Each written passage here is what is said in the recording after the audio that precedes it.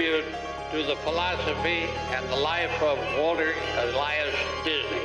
It's a tale as old as time, Walt Disney's dream and the opening of the Magic Kingdom. May Walt Disney World bring joy and inspiration and new knowledge to all who come to this happy place. Now the most magical place on earth, celebrating 5 decades of making dreams come true. Fox 35 takes a look back at 50 years of Disney magic. A Magic Kingdom where the young at heart of all ages can laugh and play and learn together. The Magic Kingdom opened 50 years ago on October 1st, 1971, and this park has gone through a lot of changes over the years. Thanks for joining us. I'm John Brown. And I'm Amy Caulfield. I mean, just take a look at Cinderella's castle. This looks nothing like it did a half-century ago. Really impressive what the Disney of today looks like. The idea for Disney World actually came back in November of 1965 when Walt Disney and his brother publicly announced their plans. It wasn't until October of 1966 that we actually saw blueprints of what they were talking about. But just 2 months later, Walt Disney passed away. Crews then broke ground in 1967 and worked tirelessly to build Phase 1, which was the Magic Kingdom and 2 resorts. We are talking 50 years of Disney magic. We have a cool treat for you. Look at this, Main Street, USA, before the park opens up. And we have Emily with us. Emily, good to see you. Let's talk a little history here. Even when you come into the parks, there's a reason why it's set up the way it is. Explain this area that maybe people don't understand. Yeah, well, the company was an entertainment company before we delved into theme parks, and so we did what we knew how to do best, which was make a movie set. And so Main Street, USA is set just like that. It's meant to draw your eye to the castle. The street itself is up on an incline so that this part of the street is down lower than where the castle sits, so it looks higher. So it's lower here than it is down there. Yeah, see how it kind of inclines if you look really closely?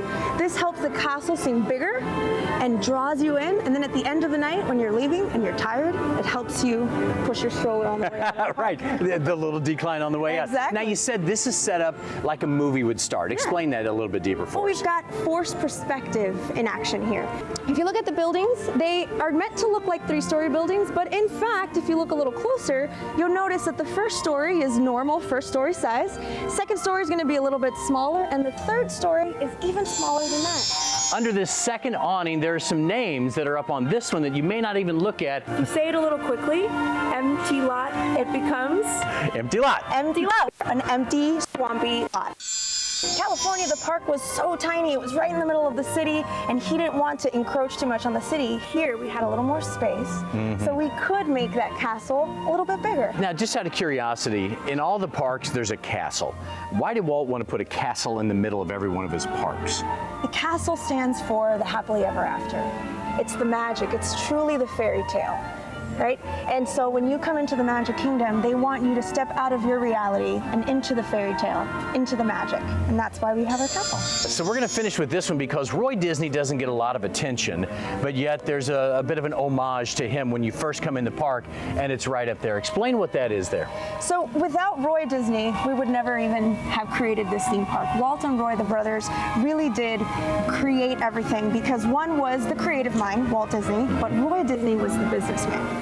So we created this window here to pay tribute to him, and it says Dreamers and Doers Association because Walt was the dreamer and Roy the doer.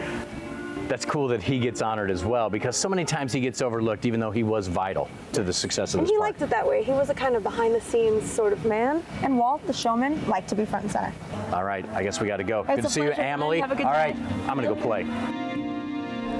It really does have an amazing history here. Now, the other part of Walt Disney's vision was the experimental prototype community of tomorrow, which we call Epcot. It became Disney's second park and opened about a decade after the Magic Kingdom. In fact, Epcot opened exactly 11 years to the day after the Magic Kingdom opened.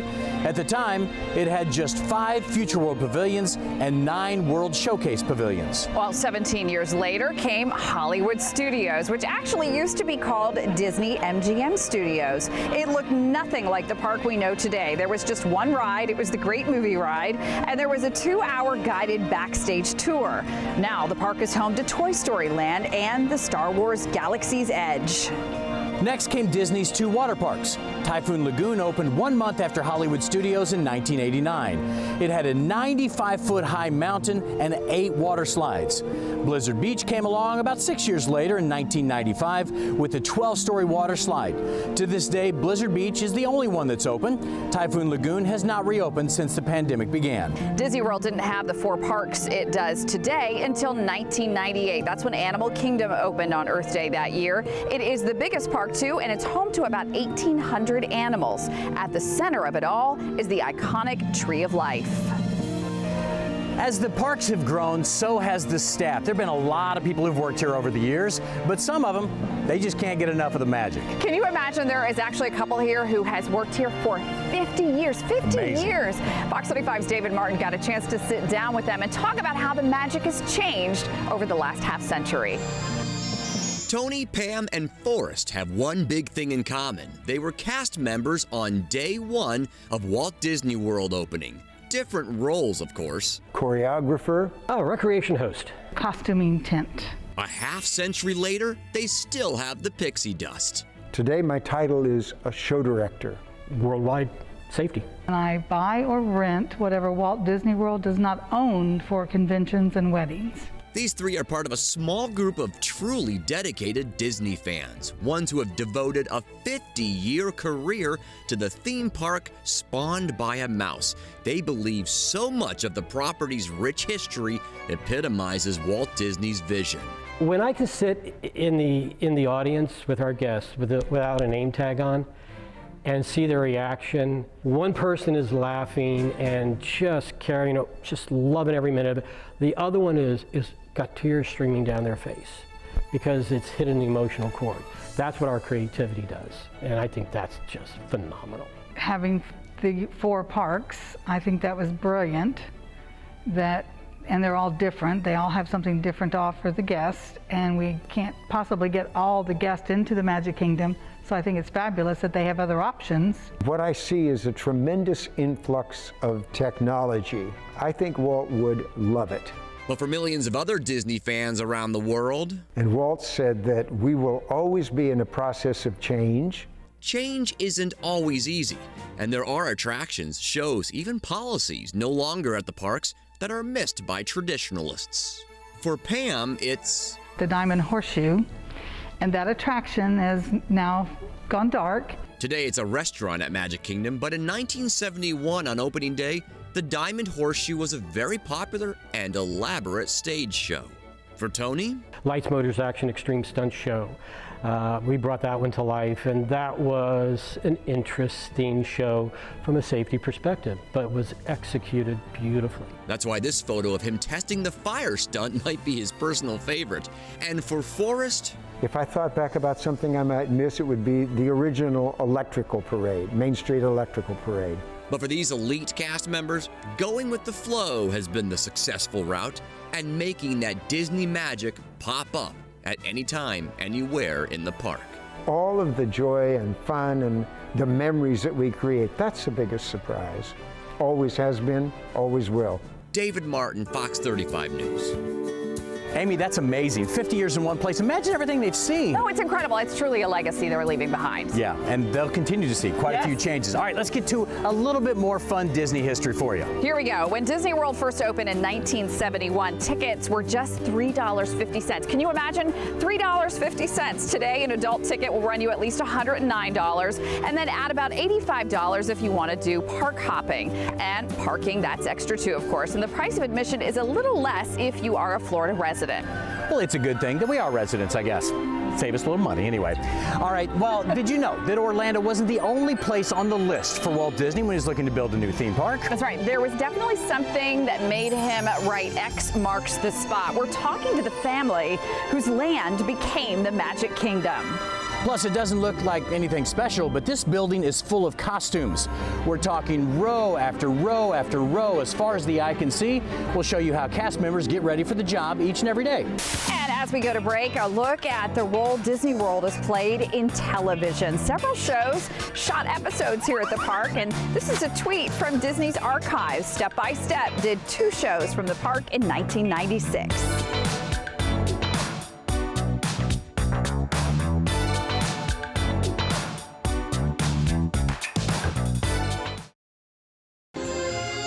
have a perfect location in Florida, almost in the very center of the state.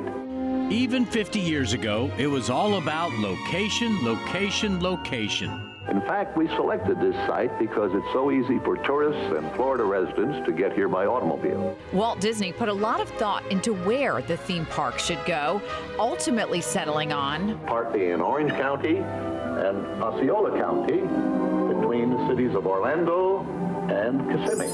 Welcome back. There is a very cool Disney story. It's known as the X marks the spot story. Walt Disney actually flew over this area, and it was X marks the spot, but he had to get the land first. You see, the Dimitri family owned all of this land, about 13,000 acres that Walt Disney wanted.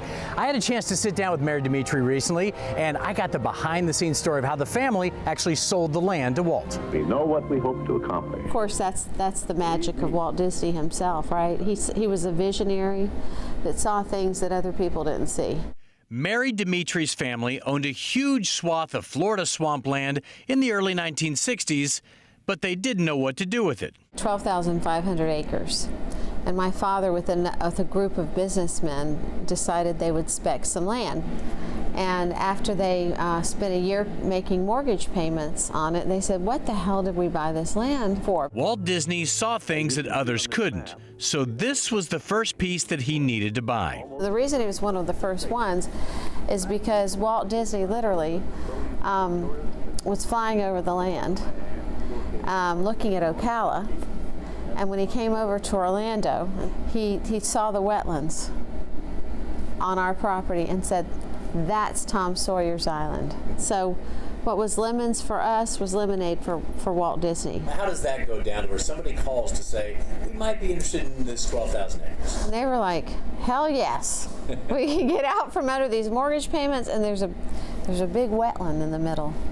The family had no idea who was buying because everything was hush-hush, with attorneys handling the land deals. He started wondering, well, what's going on here? Like, who is this? They're starting to, more land's going under contract and more land's going under contract. So it was a mystery for a little bit. The family finally learned who the buyer was thanks to an intrepid reporter from the Orlando Sentinel. The newspaper sent a reporter out to Anaheim and said, don't leave Anaheim till you crack this story. We think it might be Disney. I didn't even realize the depth of what was happening until the morning of opening up the newspaper and Dad going, I'll be damned. I'll be damned.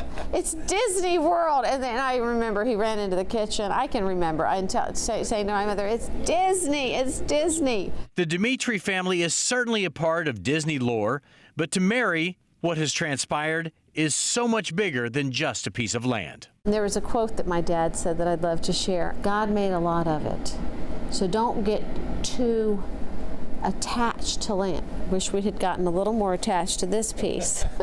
Because if that was truly Tom Sawyer's Island, we would have been the holdout. But there is a lot of land out there, and luckily Walt Disney chose this tract. Well, much of Central Florida used to be those wetlands. It's hard to believe there could be a park here with how it used to look, right? Well, when Disney did that back in 1965, that's when this area started to transform and the city's landscape started to grow. You see, before that big announcement, this is what downtown Orlando looked like. Not a whole lot of high-rises. Matter of fact, not a whole lot of buildings at all. This is the view above Magnolia Avenue back in 1960. In 1960, the Orlando metro area was about 200,000. That's the entire metro area. Well, since then, as you know, it has grown more than 10 times that amount. The population for the metro is now about 2.5 million people. And the city, well, it definitely has a lot more high-rises than it did before Disney. Still ahead, it's not often that Disney actually lets anybody to go backstage to see the inner workings of the park. But of course, our own David Martin, he gets to see everything and do all these cool things. He got a behind-the-scenes look. He's going to take you to the vault full of costumes for cast members where they stop before it's time to work.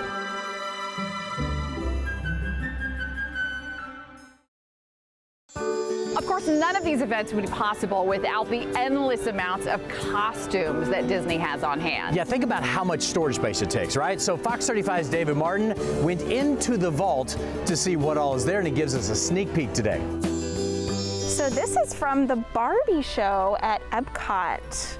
Maggie Muller is a costumer at Walt Disney World. Dresses from the Easter Parade at Magic Kingdom. She's part of the magic. That is from the Rivers of Light at Animal Kingdom. The clothing magic for dancers, singers, and actors. This is Tiana's Showboat Jubilee. That was at Magic Kingdom as well. Her creations are seen in shows and parades all around the parks. This pink one is from Cinderellabration at Magic Kingdom. Maggie helps to produce, source, and maintain the elaborate garments. And then we fit the performers and make sure everything fits and functions properly. It's a 50-year-old Disney detailed process that in part happens inside this unassuming, enormous building at an industrial park in East Orlando. Here we house our excess inventory, as well as fabrics, notions, some things that we need to build the costumes. And then we also have old costumes that we use for special events. Aisle after aisle of cast member costumes. Just how many? A lot. A whole lot. I don't think anybody's ever really taken count, but it's quite a bit. And to think every single piece of clothing in here belonged to what Walt Disney may have treasured the most in his life, the story.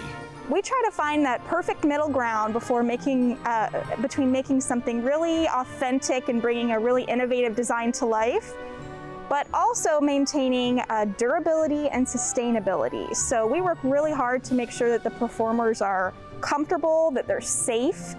We work with a lot of heat mitigation techniques using breathable fabric, moisture wicking properties, things like that. All of it backstage, if you will, in what insiders call the vault. Pure pixie dust that park guests will just have to believe in. This is part of our magic. We will never open this up for people to come see it. David Martin, Fox 35 News. A little more Disney history for you. Even back in 1971 when the park opened up and you came here and you parked in the parking lot, you didn't even have to walk into the park. Believe it or not, the monorail did exist back then. How cool is that? You could travel by water back then too, but not on the ferries because those didn't come along until July of 1972. Now, at first, the park used sidewheeler steamships, but they moved a little slow and Disney wanted something a little faster. Then in 2019, a third option was added, the Disney gondolas that connects to Epcot, Hollywood Studios, and some of the resorts. Yeah, one thing's for sure, Amy, we've met a lot of people over the years who this isn't just some place to get away. This is actually a part of their life, a big part of their life now. Truly incredible. We're actually going to talk to a local man who quit his job as an attorney up in New Jersey, picked up all his belongings and his family, and he moved to Florida. We're going to sit down with the man behind WDW Radio and talk about his passion for Disney.